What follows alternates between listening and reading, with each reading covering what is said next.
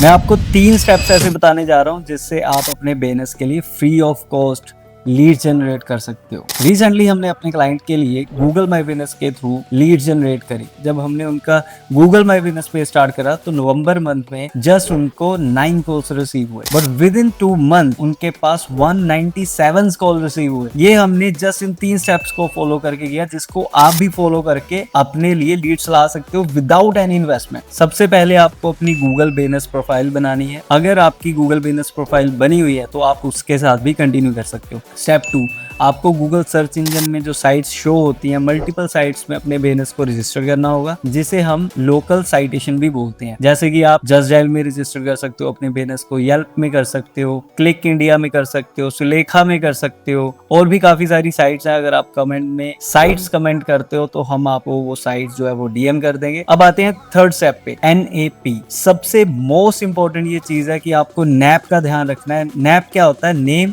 Address, phone number.